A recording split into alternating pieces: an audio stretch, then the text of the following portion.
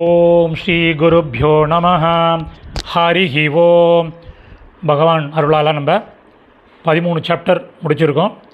ஒரு ஸ்லோகத்துக்கு ஸ்லோகம் பார்த்தோம், அதனுடைய பதச்சேதம் பார்த்தோம், அன்வயக்கிரம் பண்ணின சமஸ்கிருத பதங்கள் அதனுடைய கரஸ்பாண்டிங் மீனிங் பார்த்தோம், அந்த மீனிங்கோட சம்மரி பார்த்தோம். இப்போ ஒவ்வொரு ஸ்லோகத்திலும் உள்ள சம்மரியை சேர்த்து சம்மரி ஆஃப் சம்மரி கொடுக்க போகிறோம். அந்த கொடுக்கறதுக்கு முன்னாடி அந்த 13வது அத்தியாயத்தினுடைய ஒரு மீனிங், ஒரு ஜஸ்ட்டு அதில் என்ன சொல்லியிருக்காரு அப்படிங்கிறத சொல்லிவிட்டு அந்த மீனிங் ஆரம்பிக்கலாம். ஓம் ஸ்ரீ பரமாத்மனே நமஹ.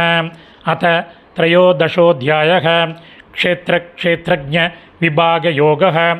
உயிர், உடம்பு, ஆன்மா என்று மூன்றின் சேர்க்கையால் ஆனவன் மனிதன். நாம் நம்மை இறைவனின் அம்சமாக ஆன்மாவுடன் ஒன்றுபடுத்தி காண வேண்டும். இயற்கையின் பிடியிலிருந்து விடுபட்டு இறைவனை நாட வேண்டும் என்பதை இந்த அத்தியாயம் படிப்படியாக விளக்குகிறது.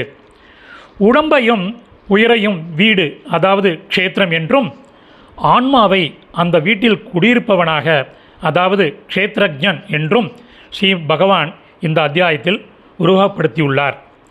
ஆன்மாவை அனுபூதியில் உணர்வதற்கான 20 தகுதிகளை ஸ்லோகம் 7 11 வரை எடுத்துச் சொல்கிறது.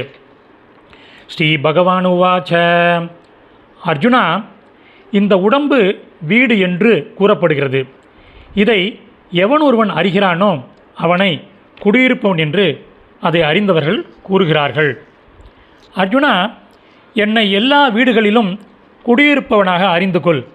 வீடு மற்றும் குடியிருப்பவனை பற்றிய அறிவு எதுவோ அதுவே உண்மை அறிவு என்பது எனது கருத்து. அந்த வீடு எது, எப்படிப்பட்டது, என்ன மாற்றங்களுக்கு உள்ளாவது, எதிலிருந்து எது உண்டாகிறது, அதில் குடியிருப்பவன் யார், அவனது மகிமை என்ன, அதை சுருக்கமாக என்னிடம் கேள் என்று அர்ஜுனன் கூறுகிறான். அந்த உண்மை முனிவர்களாலும் பல்வேறு வடிவ பாடல்களாலும் பல்வேறு வகைகளில் காரண காரியங்களுடன் கூடிய நிச்சயமான பிரம்ம சூத்திரங்களாலும் தனித்தனியாக பாடப்பட்டுள்ளது. இது கிருஷ்ணர் சொல்கிறார்.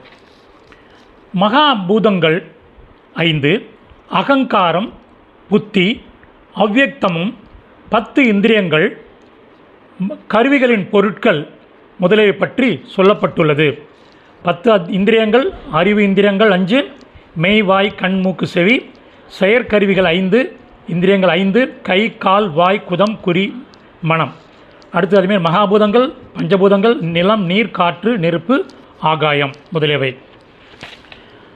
மேலும் விருப்பு, வெறுப்பு, இன்பம், துன்பம், உடம்பு, உணர்வு, மன உறுதி, இது மாறுபாடுகளுடன் கூடிய வீடு இங்கே சுருக்கமாக சொல்லப்பட்டுள்ளது. தற்பெருமை இன்மை, செருக்கின்மை, கொல்லாமை, பொறுமை, நேர்மை, குருவிற்கு சேவை, தூய்மை, விடாமுயற்சி, சுய கட்டுப்பாடு, இவை அனைத்தும் ஆன்மாவை அனுபூதியில் உணர்வதற்கான 9 தகுதிகள். யோகப் பொருட்களில் நாட்டமின்மை, ஆணவமின்மை, பிறப்பு, இறப்பு, மூப்பு, நோய், துயரம் ஆகியவற்றின் கேடுகளை சிந்தித்தல், இந்த 3ம் கூட ஆன்மாவை அனுபூதியில் உணர்வதற்கான தகுதிகளாகும்.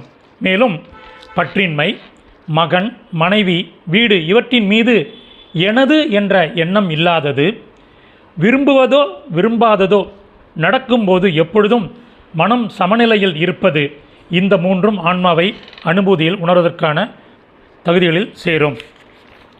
மேலும் வேறு எதையும் நாடாத நிலையால் என்னிடம் மாறாத பக்தி கொள்ளல், தனியிடத்தை நாடுதல், மக்கள் கூட்டத்தை விரும்பாதிருத்தல், இந்த 3ம் ஆன்மாவை அனுபூதியில் உணர்வதற்கான தகுதிகளில் சேரும்.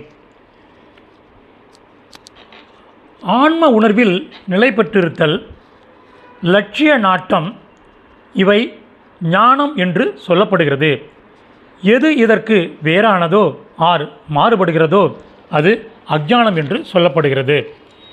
எது அறிய வேண்டியதோ, எதை அறிந்து மரணமில்லா பெருநிலையை அடைகிறானோ அதை நான் சொல்கிறேன். அது ஆரம்பம் இல்லாதது, மேலானது, பெரியது, இருப்பது என்றும் சொல்லப்படுவதில்லை, இல்லாதது என்றும் சொல்லப்படுவதில்லை. அந்த பரம்பொருள் எங்கும் கைகளையும் கால்களையும் உடையவர், எங்கும் கண்களையும் தலைகளையும் வாய்களையும் உடையவர், எங்கும் காதுகளையும் உடையவர், உலகில் எல்லாவற்றிலும் நிறைந்திருக்கிறார். எல்லா புலன்களையும் இயக்கச் செய்கிறார். ஆனால் எந்த புலன்களும் இல்லாதவர், பற்றற்றவர், ஆனால் அனைத்தையும் தாங்குபவர், குணமே இல்லாதவர், ஆனால் எல்லா குணங்களையும் அனுபவிப்பவர். அறியப்பட வேண்டிய அந்த பரம்பொருள் பிரிவுபடாதவர், பொருட்களில் பிரிவுபட்டது போல் இருக்கிறார், தோன்றுகிறார். பொருட்களை தாங்குவதும் தன்னுள் கொள்வதும் தோற்றுவிப்பதும் அவரே. அந்த இறைவன் ஒளிகளுக்கெல்லாம் ஒளியாக இருக்கும் பேரொளி. அவர் இருளுக்கு அப்பாற்பட்டவர். அவரே ஞானம், அதாவது அறிவுடையவர், அறியப்பட வேண்டியவர், ஞானத்தால் அறியப்படுபவர், எல்லோருடைய இதயத்தில் நிலைத்திருப்பவர், அதாவது குடிகொண்டிருப்பவர் என்று சொல்லப்படுகிறது. இவ்வாறு வீடும் அதுபோல் ஞானமும் அறியப்பட வேண்டிய பொருளும் சுருக்கமாக முன்னதாக கூறப்பட்டது. எனது பக்தன் இதை அறிந்து கொண்டு என் நிலைக்கு தகுதி படைத்தவனாகிறான். இயற்கையையும் இறைவனையும் இந்த இரண்டையும் ஆரம்பம் இல்லாததாக நீ அறிந்து கொள். அதுபோல் மாற்றங்களும் குணங்களும் இயற்கையிலிருந்து பிறந்தவை என்று நீ அறிந்து கொள். உடம்பையும் புலன்களையும் உண்டாக்குவதில் இயற்கை காரணம் என்று சொல்லப்படுகிறது. சுக துக்கங்களை அனுபவிப்பதில் ஜீவன் காரணம் என்று சொல்லப்படுகிறது. இயற்கையைச் சேர்ந்தவனான ஜீவன் இயற்கையிலிருந்து தோன்றிய குணங்களை அனுபவிக்கிறான். நல்ல தீய பிறவிகளுக்கு அவனுக்கு குணங்கள் மீது உள்ள பற்றுதலே காரணமாகிறது. இந்த உடம்பில் உள்ள ஆன்மா, பரம்பொருள், கடவுள், அனுமதிப்பவர், அனுபவிப்பவர், சாட்சி, தாங்குபவர், மேலான தலைவர் என்றெல்லாம் சொல்லப்படுகிறது. ஆன்மாவையும் குணங்களுடன் கூடிய இயற்கையையும் எவன் ஒருவன் இவ்வாறு அறிகிறானோ அவன் எவ்வாறு வாழ்ந்தாலும் மீண்டும் பிறப்பதில்லை. சிலர் தியானத்தின் மூலம் தெளிந்த புத்தியால் ஆன்மாவை உள்ளத்தில் காண்கிறார்கள். வேறு சிலர் ஞான யோகத்தினாலும் இன்னும் சிலர் கர்ம யோகத்தாலும் ஆன்மாவை உள்ளத்தில் காண்கிறார்கள். இன்னும் சிலரோ இவ்வாறு அறியாதவர்கள், ஆனால் பிறரிடமிருந்து கேட்டு வழிபடுகின்றனர். கேட்டதில் முழு மனத்துடன் ஈடுபடுகின்ற அவர்களும் மரணத்தை நிச்சயமாக கடக்கின்றனர். பரதகுலத்தில் சிறந்தவனே, அசையாததும் அசைவதும் ஆகிய எந்த ஒரு பொருள் தோன்றியுள்ளதோ அது வீடு, குடியிருப்பவன் என்ற இரண்டின் சேர்க்கையால் தான் என்று நீ அறிந்து கொள். எல்லா உயிர்களிலும் சமமாக உறைபவரை, அழிகின்ற பொருட்களுள் அழியாமல் இருப்பவரை, மேலான இறைவனை எவனொருவன் காண்கிறானோ அவனே காண்கிறான். எங்கும் சமமாக நிறைந்துள்ள இறைவனை காண்பவன் தன்னால் தன்னை அழித்து கொள்வதில்லை. அதனால் மேலான கதியை அவன் அடைகிறான்.